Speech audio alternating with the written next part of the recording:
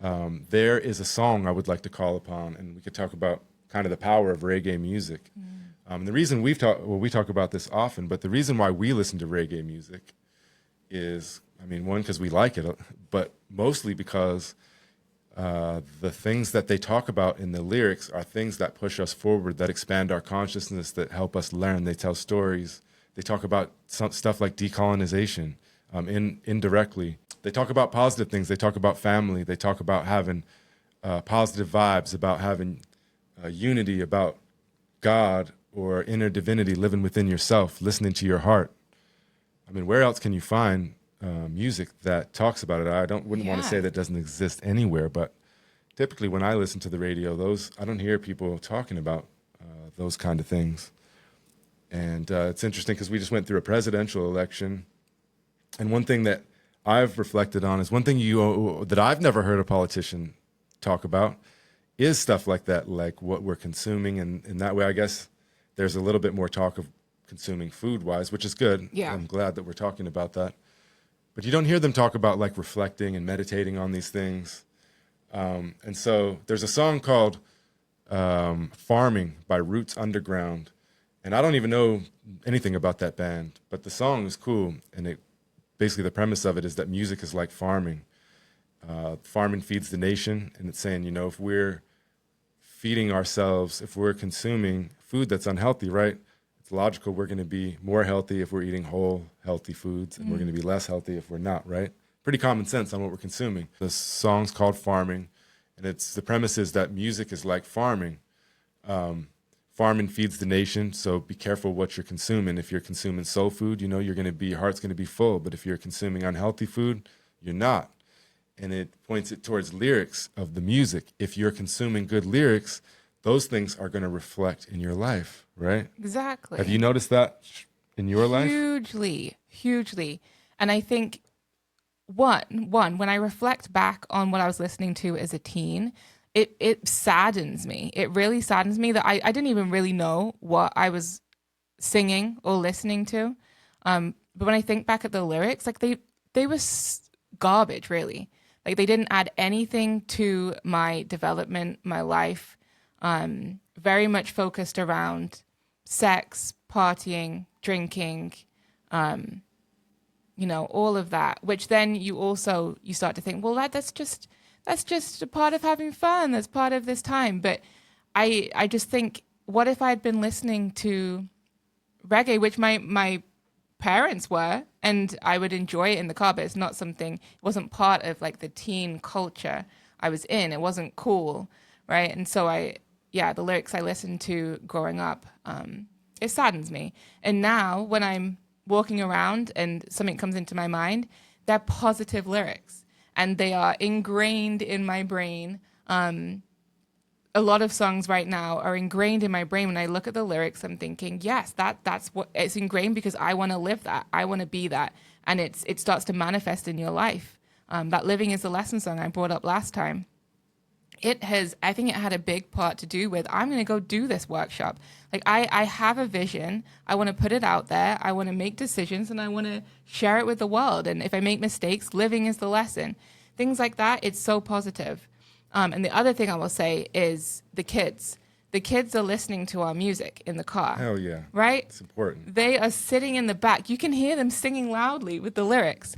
I would be crushed if they were singing the same sort of things I was listening to. But no, they are singing. They love this I Am a Human. They're singing. What's that? Their favorite song is that Mahali one. Wise Man. Wise Man said to me, give all your love for free, and what you're given in return, well, it's more than you can earn. Yeah. And they sing it word for word, and they love it. And think about what that's manifesting in their lives. Exactly. And the reason it makes, when you say listen to reggae music because we like it, makes us feel good. There's a reason that we like it and it makes us feel good, because it's giving us these positive vibrations, literally. And we are using the things that they're talking about in our own lives for our personal growth, for our family, to put out there, to help others. Yeah, this is I love that we're talking about this. I look at it as a gift, and we talk about manifestation often. And there are a number of things I could say that well, let's say this. If you believe something and you imagine yourself accomplishing it or doing it or it happening, and you imagine feeling what it will feel like, I mean, I'm not going to promise you anything because I don't know. I don't have that kind of weight. But for me, it's happened 100% of the time. It takes place if I really imagine something and I put it out there to the universe. It literally manifests, and sometimes in crazy ways, which we'll talk about on another episode, perchance. But I want to give you an example of reggae music and manifestation and how it has literally helped me. And I'm going to try to bring these up because when I was thinking about this, I wanted to share like 10 different examples. But I know that's too much for right now. And so I just want to give you one, and I'm going to try to come back with these later on. So when it comes to reggae music and planting soul food, you know, planting the seed through the lyrics, I spend some time each day thinking, meditating, reflecting, and trying to manifest who I want to be, the things I want to happen. And like I said, they almost always come true. Sometimes I have, you know, I'm far from perfect and I struggle. And so just in one occasion, we have a sauna here at the house, and every morning I get in there, turn the heat way up, sit in there at, you know, like 200 degrees and just meditate and sweat, basically. And sometimes I have these really profound experiences, but sometimes I feel somewhat closed off. And in this particular occasion, I felt like my heart was closed, and I felt like I couldn't get to where I needed to be, and I was feeling burdened, and, you know, almost like a curse was hanging over me or something like that. And I just thought, okay, it's not working for me, so I'm going to ask for help. Any of the old teachers out there, anybody flowing out there in the realms of the metaphysical, the astral plane, streams of consciousness, you know, let me know what I need to do or what can help me here. And I mean, like within 2 seconds, I heard this song from a reggae artist from the island of Oahu named Mike Love. And I want to give a shout out to Mike Love because, again, I feel like him making this song was a gift to me at that moment. And so there's a song called Let the Healing Begin. And it says something like, open up your heart. What does it say? It says, let the healing begin. Open your heart. Scratch that. So I'm just going to read the lyrics off to you here. And it says, the song's called Let the Healing Begin. And it says, open up your heart and let the love flow in. Let hope and joy come and destroy your suffering and let the healing begin. And right at that moment, it's like a literal beam of light went into my heart, and there was a stream, and it connected it to, it probably connected it to whatever consciousness stream Mike Love is on, and all the other reggae artists and everybody else that's trying to think and help each other out in such a way. And I want to keep sharing those examples because there's so many of them where I was asking for something, and the music to a reggae song popped into my head, and they're so spot on that too much to be coincidence. So I just want to say thanks to Mike Love. Thanks for that song. Let the healing begin. Yes. Mike Love. I would love to sit down with Mike Love and just dialogue on where he gets his energy from and the wisdom and the love that he shares with the world through his music, because it's so powerful. And we saw right from the beginning of when he was, sharing his music, right, in Hawaii. I wouldn't say right from the beginning, but early on. But before his rise. Yeah. And I would say this: you say that you wonder what his thinking is, and I would love to hear it from himself too. But what I would guess is that it's the same as ours, and that he manifested exactly maybe not exactly, but the stream that he's on right now. We lived in Oahu, and I took Mike Love for granted. I had a friend of mine when I had first moved to Oahu that was telling me about him and took me to a restaurant or a bar or something, I can't remember, and he was playing, and I didn't give a damn. I didn't pay any attention. She took me up, and I met him, and for some reason, I just wasn't interested. I think I just moved to Hawaii.